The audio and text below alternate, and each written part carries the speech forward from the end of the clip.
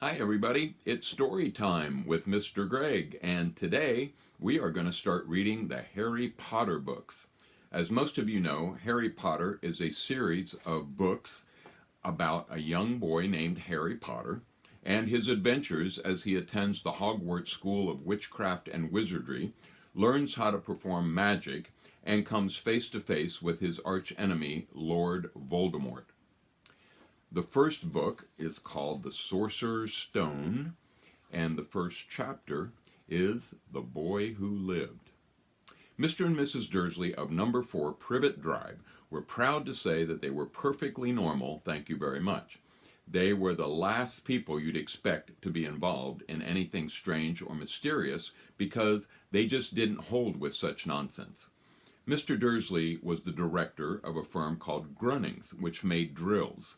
He was a big, beefy man with hardly any neck, although he did have a very large mustache. Mrs. Dursley was thin and blonde and had nearly twice the usual amount of neck, which came in very useful as she spent so much of her time craning over garden fences, spying on the neighbors. The Dursleys had a small son called Dudley, and in their opinion, there was no finer boy anywhere. The Dursleys had everything they wanted, but they also had a secret, and their greatest fear was that somebody would discover it. They didn't think they could bear it if anyone found out about the Potters. Mrs. Potter was Mrs. Dursley's sister, but they hadn't met for several years. In fact, Mrs. Dursley pretended she didn't have a sister because her sister and her good-for-nothing husband were as un-Dursleyish as it was possible to be. The Dursleys shuddered to think what the neighbors would say if the Potters arrived in the street. The Dursleys knew that the Potters had a small son, too, but they had never even seen him. This boy was another good reason for keeping the Potters away. They didn't want Dudley mixing with a child like that. When Mr. and Mrs. Dursley woke up on the dull gray Tuesday that our story starts, there was nothing about the cloudy sky outside to suggest that strange and mysterious things would soon be happening all over the country. Mr. Dursley hummed as he picked out his most boring tie for work, and Mrs. Dursley gossiped away happily as she wrestled a screaming Dudley into his high chair. None of them noticed a large tawny owl flutter past the window. At 8:30, Mr. Dursley picked up his briefcase, pecked Mrs. Dursley on the cheek, and tried to kiss Dudley goodbye, but missed because Dudley was now having a tantrum and throwing his cereal at the walls. Little Tyke chortled Mr. Dursley as he left the house. He got into his car and backed out of number 4's drive. It was on the corner of the street that he noticed the first sign of something peculiar. A cat reading a map. For a second, Mr. Dursley didn't realize what he had seen. Then he jerked his head around to look again. There was a tabby cat standing on the corner of Privet Drive, but there wasn't a map in sight. What could he have been thinking of? It must have been a trick of the light. Mr. Dursley blinked and stared at the cat. It stared back. As Mr. Dursley drove around the corner and up the road, he watched the cat in his mirror. It was now reading the sign that said Privet Drive. No, looking at the sign. Cats couldn't read maps or signs. Mr. Dursley gave himself a little shake and put the cat out of his mind. As he drove toward town, he thought of nothing except a large order of drills he was hoping to get that day. But on the edge of town, drills were driven out of his mind by something else. As he sat in the usual morning traffic jam, he couldn't help noticing that there seemed to be a lot of strangely dressed people around, people in cloaks. Mr. Dursley couldn't bear people who dressed in funny clothes, the get-ups you saw on young people. He supposed this was some stupid new fashion. He drummed his fingers on the steering wheel, and his eyes fell on a huddle of these weirdos standing quite close by. They were whispering excitedly together. Mr. Dursley was enraged to see that a couple of them weren't young at all. Why, that man had to be older than he was, and wearing an emerald green cloak. The nerve of him! But then it struck Mr. Dursley that this was probably some silly stunt. These people were obviously collecting for something. Yes, that would be it. The traffic moved on, and a few minutes later, Mr. Dursley arrived in the Grunnings parking lot, his mind back on drills. Mr. Dursley always sat with his back to the window in his office on the ninth floor. If he hadn't, he might have found it harder to concentrate on drills that morning. He didn't see the owl swooping past in broad daylight, though people down in the street did. They pointed and gazed open-mouthed as owl after owl sped overhead. Most of them had never seen an owl, even at nighttime. Mr. Dursley, however, had a perfectly normal, owl-free morning.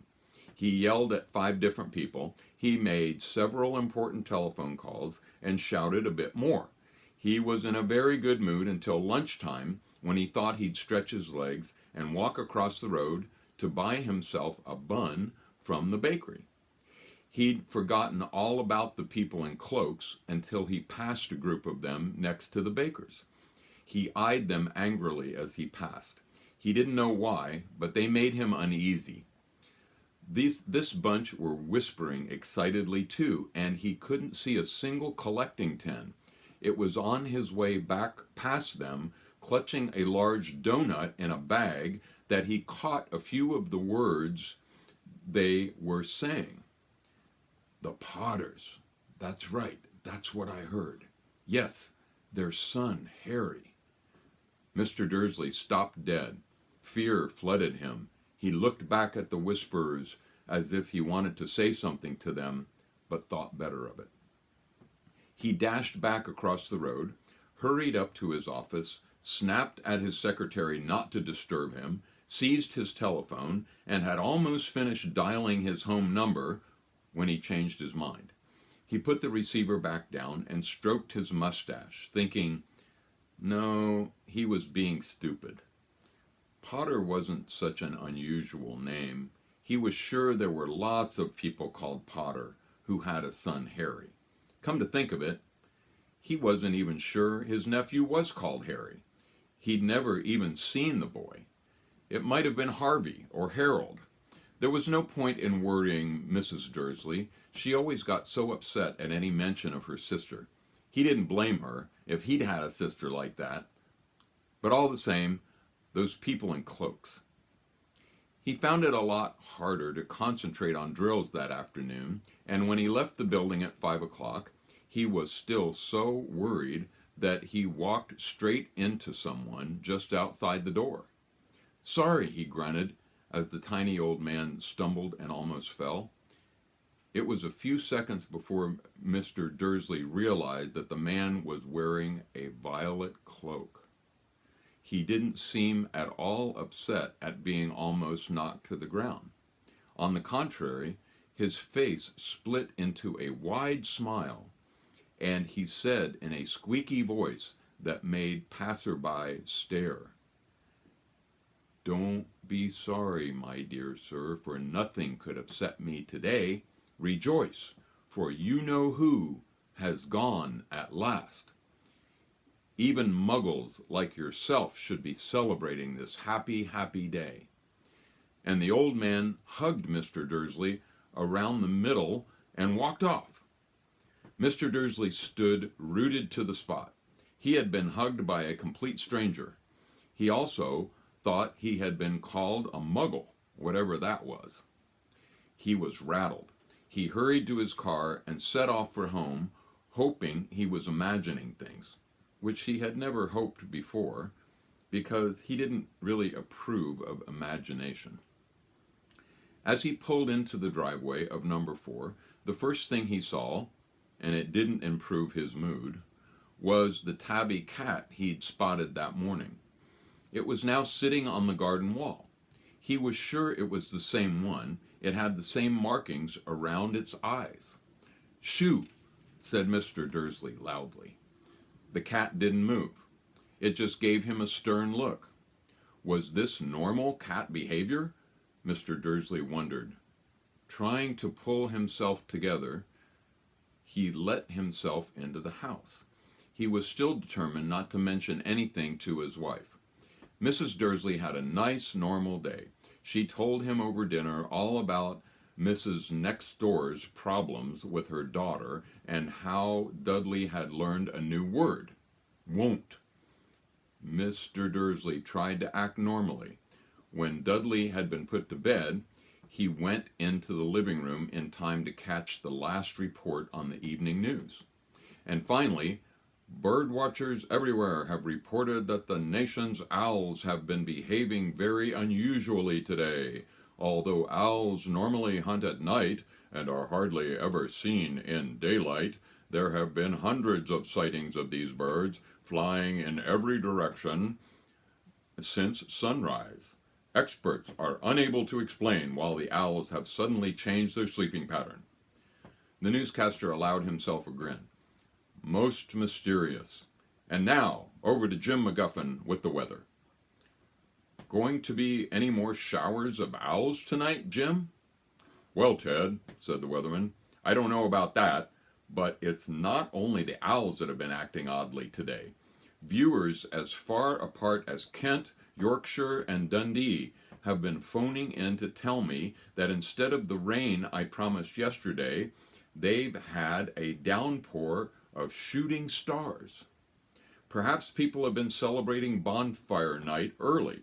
It's not until next week, folks, but I can promise a wet night tonight. Mr. Dursley sat frozen in his armchair. Shooting stars all over Britain, owls flying by daylight, mysterious people in cloaks all over the place, and a whisper about the Potters. Mrs. Dursley came into the living room carrying 2 cups of tea. It was no good. He'd have to say something to her. He cleared his throat nervously. Petunia, dear, you haven't heard from your sister lately, have you? As he expected, Mrs. Dursley looked shocked and angry. After all, they normally pretended she didn't have a sister. No, she said sharply. Why? Funny stuff on the news, Mr. Dursley mumbled. Owls, shooting stars, and there were a lot of funny-looking people in town today. So, snapped Mrs. Dursley, well, I just thought maybe it was something to do with, you know, her crowd. Mrs. Dursley sipped her tea through pursed lips. Mr. Dursley wondered whether he dared tell her he'd heard the name Potter. He decided he didn't dare. Instead, he said as casually as he could, their son, he'd be about Dudley's age now, wouldn't he? I suppose so, said Mrs. Dursley stiffly. What's his name again? Howard, isn't it? Harry. Nasty common name, if you ask me. Oh, yes, said Mr. Dudley, his heart sinking horribly. Yes, I quite agree. He didn't say another word on the subject as they went upstairs to bed. While Mrs. Dursley was in the bathroom, Mr. Dursley crept to the bedroom window and peered down into the front garden. The cat was still there. It was staring down Privet Drive as though it were waiting for something. Was he imagining things? Could all this have anything to do with the Potters? If it did, if it got out that they were related to a pair of, well, he didn't think he could bear it. The Dursleys got into bed. Mrs. Dursley fell asleep quickly, but Mr. Dursley lay awake, turning it all over in his mind. His last comforting thought before he fell asleep was that even if the Potters were involved, there was no reason for them to come near him and Mrs. Dursley. The Potters knew very well what he and Petunia thought about them and their kind. He couldn't see how he and Petunia could get mixed up in anything that might be going on. He yawned and turned over. It couldn't affect them. How very wrong he was. Mr. Dursley might have been drifting into an uneasy sleep, but the cat on the wall outside was showing no signs of sleepiness. It was sitting as still as a statue, its eyes fixed unblinkingly on the far corner of Privet Drive. It didn't so much as quiver when a car door slammed on the next street, nor when two owls swooped overhead. In fact, it was nearly midnight before the cat moved at all. A man appeared on the corner. The cat had been watching, appeared so suddenly and silently that you'd have thought he just popped out of the ground. The cat's tail twitched and its eyes narrowed. Nothing like this man had ever been seen on Privet Drive. He was tall, thin, and very old, judging by the silver of his hair and beard, which were both long enough to tuck into his belt. He was wearing long robes, a purple cloak that swept the ground, and high-heeled buckled boots. His blue eyes were light, bright, and sparkling behind half-moon spectacles, and his nose was very long and crooked, as though it had been broken at least twice. This man's name was Albus Dumbledore. Albus Dumbledore didn't seem to realize that he had just arrived in a street where everything from his name to his boots was unwelcome.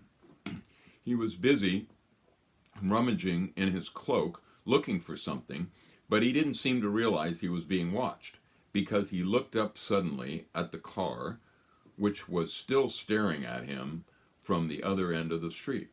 For some reason, the sight of the cat seemed to amuse him. He chuckled and muttered, "I should have known." He found what he was looking for inside, in his inside pocket. It seemed to be a silver cigarette lighter. He flicked it open, held it up in the air, and clicked it. The nearest street lamp went out with a little pop. He clicked it again. The next lamp flickered into darkness. 12 times he clicked the put outer until the only lights left on the whole street were two tiny pinpricks in the distance, which were the eyes of the cat watching him. If anyone looked out of their window now, even beady-eyed Mrs. Dursley, they wouldn't be able to see anything that was happening down on the pavement. Dumbledore slipped the putter outer back inside his cloak and set off down the street toward number 4, where he sat down on the wall next to the cat. He didn't look at it, but after a moment he spoke to it. Fancy seeing you here, Professor McGonagall." He turned to smile at the tabby, but it had gone. Instead, he was smiling at a rather severe-looking woman who was wearing square glasses exactly the shape of the markings the cat had around its eyes. She too was wearing a cloak, an emerald one. Her black hair was drawn into a tight bun. She looked distinctly ruffled. "How did you know it was me?" she asked. "My dear Professor, I never seen a cat sit so stiffly. You'd be stiff if you had been sitting on a brick wall all day," said Professor McGonagall. "All day? When you could have been celebrating? I must have passed a dozen feasts and parties on my way here." Professor McGonagall sniffed angrily. "Oh, yes, everybody's celebrating, all right," she said impatiently. "You'd think they'd be a bit more careful, but no. Even the Muggles have noticed something's going on. It was on their news." She jerked her head back at the Dursleys' dark living room window. "I heard it. Flocks of owls, shooting stars. Well, they're not completely stupid. They were bound to notice something. Shooting stars down in Kent. I'll bet that was Daedalus Diggle. He never had much sense." "You can't blame them," said Dumbledore gently. "We've had precious little to celebrate for 11 years. "I know that," said Professor McGonagall irritably, "but that's no reason to lose our heads. People are being downright careless out on the streets in broad daylight, not even dressed in Muggle clothes, swapping rumors." She threw a sharp sideways glance at Dumbledore here, as though hoping he was going to tell her something, but he didn't, so she went on. A fine thing it would be if, on the very day you know who seems to have disappeared at last, the Muggles found out about us all. I suppose he really has gone, Dumbledore? It certainly seems so, said Dumbledore. We have much to be thankful for. Would you care for a lemon drop? A what? A lemon drop. They're kind of a Muggle sweet I'm rather fond of. No, thank you, said Professor McGonagall coldly, as though she didn't think this was the moment for lemon drops. As I say, even if you know who has gone. My dear Professor, surely a sensible person like yourself can call him by his name. All this you know who nonsense. For 11 years, I've been trying to persuade people to call him by his proper name, Voldemort. Professor McGonagall flinched, but Dumbledore, who was unsticking 2 lemon drops, seemed not to notice. It all gets so confusing if we keep saying you know who. I have never seen any reason to be frightened of saying Voldemort's name. I know you haven't, said Professor McGonagall, sounding half exasperated, half admiring, but you're different. Everyone knows you're the only one you know who, all right, Voldemort, was frightened of. You flatter me, said Dumbledore calmly. Voldemort had powers I will never have. Only because you're too, well, noble to use them. It's lucky it's dark. I haven't blushed so much since Madame Pomfrey told me she liked my new earmuffs. Professor McGonagall shot a sharp look at Dumbledore and said, the owls are nothing next to the rumors that are flying around. You know what everyone's saying about why he's disappeared, about what finally stopped him?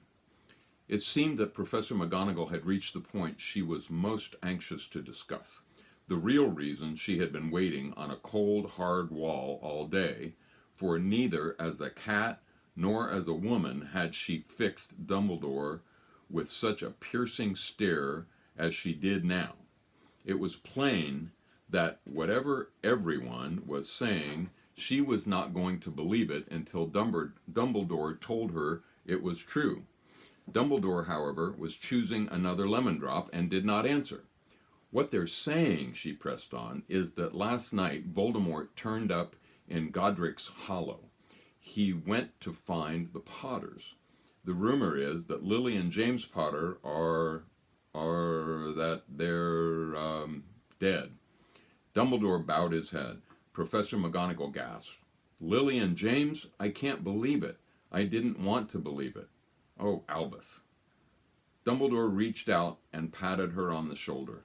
I know, he said heavily. Professor McGonagall's voice trembled as she went on. That's not all. They're saying he tried to kill the Potter's son, Harry, but he couldn't.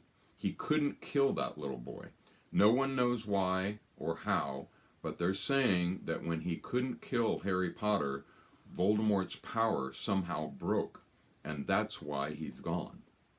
Dumbledore nodded glumly. It's true? Faltered Professor McGonagall. After all he's done, all the people he's killed, he couldn't kill a little boy?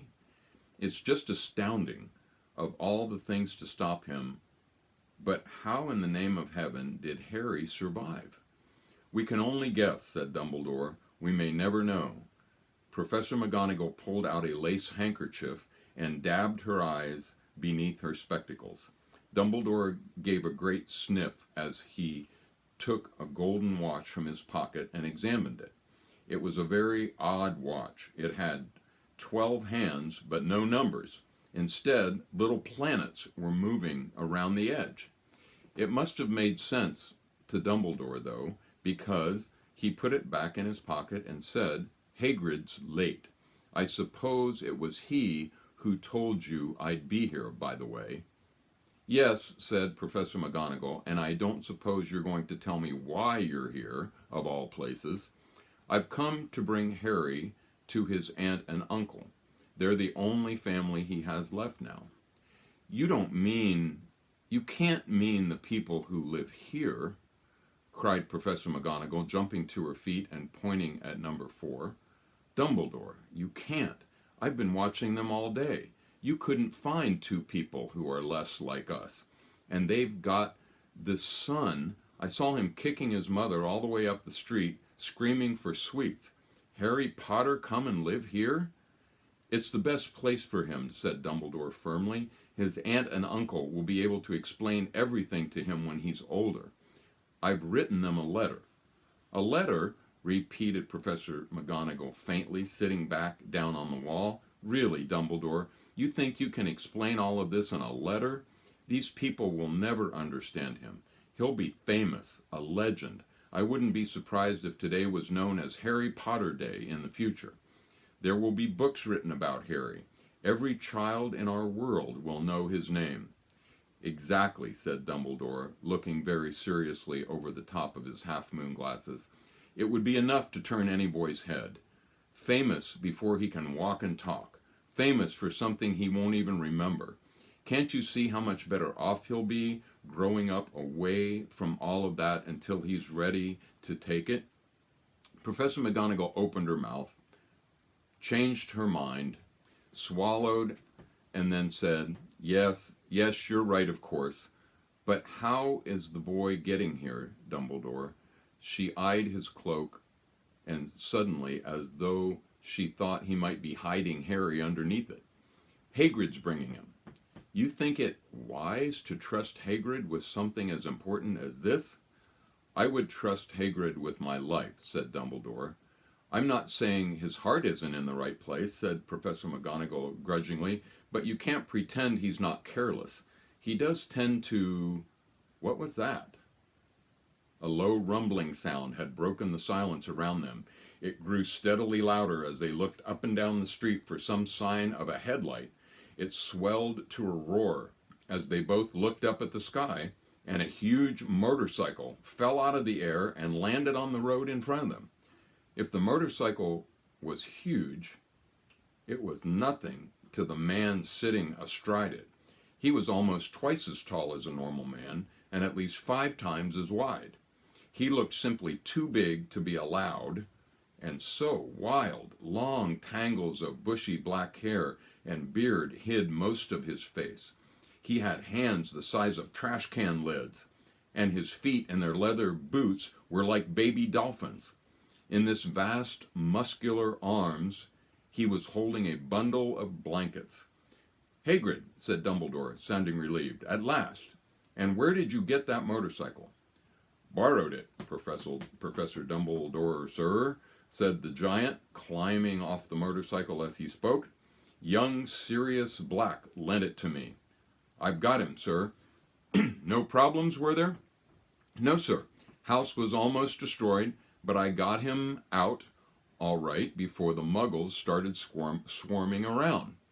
He fell asleep as he was flying over Bristol. Dumbledore and Professor McGonagall bent forward over the bundle of blankets. Inside, just visible, was a baby boy fast asleep. Under a tuft of jet black hair over his forehead, they could see a curiously shaped cut, like a bolt of lightning. Is that where... whispered Professor McGonagall. Yes, said Dumbledore. He'll have that scar forever. Couldn't you do something about it, Dumbledore? Even if I could, I wouldn't. Scars can come in handy. I have one myself above my left knee that is a perfect map of the London Underground. Well, give him here, Hagrid. We better get this over with. Dumbledore took Harry in his arms and turned toward the Dursleys' house. Could I say goodbye to him, sir? Asked Hagrid. He bent his great shaggy head over Harry and gave him what must have been a very scratchy, whiskery kiss. Then suddenly Hagrid let out a howl like a wounded dog. Shh! Hissed Professor McGonagall. You'll wake the muggles. Sorry, sobbed Hagrid, taking out a large spotted handkerchief and burying his face in it. But I can't stand it. Lily and James dead, and poor little Harry off to live with the muggles. Yes, it's all very sad, but get a grip on yourself, Hagrid, or we'll be found, Professor McGonagall whispered. patting Hagrid gingerly on the arm as Dumbledore stepped over the low garden wall and walked to the front door. He laid Harry gently on the doorstep, took a letter out of his cloak, tucked it inside Harry's blankets, and then came back to the other two. For a full minute the three of them stood and looked at the little bundle. Hagrid's shoulders shook. Professor McGonagall blinked furiously, and the twinkling light that usually shone from Dumbledore's eyes seemed to have gone out. "Well," said Dumbledore finally, "that's it. We've no business staying here. We might as well go and join the celebrations."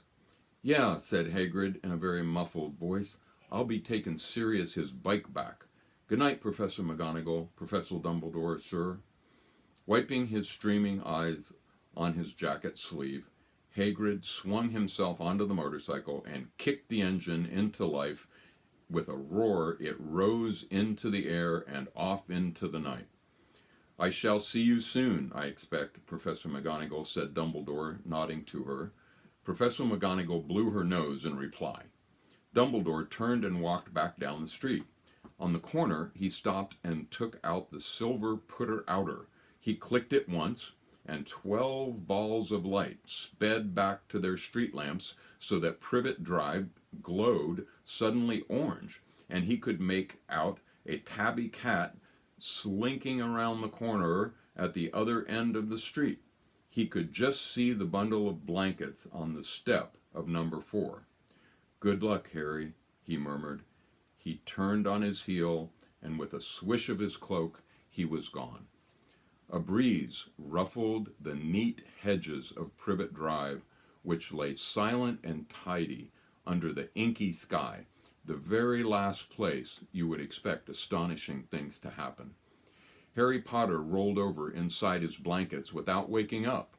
One small hand closed on the letter beside him, and he slept on, not knowing he was special, not knowing he was famous, not knowing he would be woken in a few hours' time by Mrs. Dursley's scream as she opened the front door to put out the milk bottles, nor that he would be spending the next few weeks being prodded and pinched by his cousin Dudley. He couldn't know that at this very moment, people meeting in secret all over the country were holding up their glasses and saying in hushed voices, "To Harry Potter, the boy who lived." And that is the end of the first chapter. I will bring you chapter number 2 as soon as I can. Bye.